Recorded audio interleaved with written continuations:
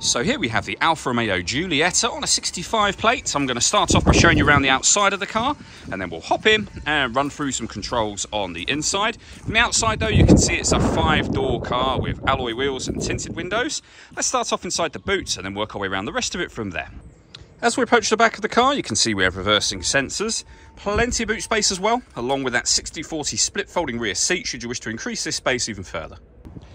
Okay, so we're just going to work our way back round to the front of the car, and then we'll hop in and run through some controls on the inside. But now that we've done a full circle of it, you can see it's in lovely condition the whole way round. Just briefly before we climb in, I think it's well worth seeing the interior from this exterior point of view. There's plenty to run through on the dashboard, so let's hop in and we'll do that now. Okay, now that we're inside the car, we're going to start with the dials. On the left-hand side, we have the speedometer. On the right-hand side, the rev counter. In the middle at the top, we have the fuel gauge and the coolant temperature gauge. And then beneath that, the main trip computer, which includes the total miles for the car. They are 59,106. If we back out to the steering wheel, on the left-hand side, first of all, we have stereo controls. And over on the right-hand side, those stereo controls continue.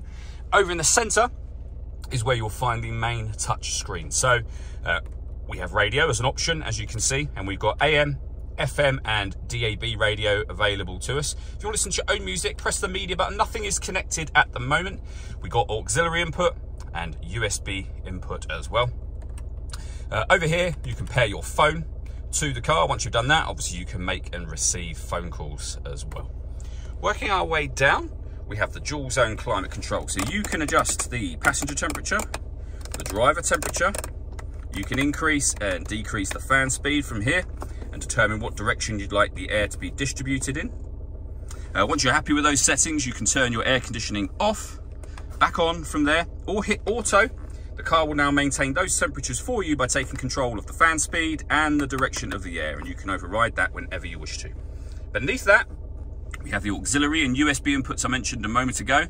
This is Alfa Romeo's DNA system, so dynamic, neutral and all weather. It will change the driving setup of the car fairly significantly, so you can put it into dynamic. The car will feel a lot sportier. You've got your kind of everyday driving, and then if there was snow on the ground, for example, you'd want it on that bottom one just there. We then have the 5-speed manual gearbox for the car. All that leaves me to say is thank you for taking the time to watch this video. If you'd like to come and see the car in person and have a test drive, please feel free to give us a call here at Surrey Specialist Cars. We'd love to hear from you soon.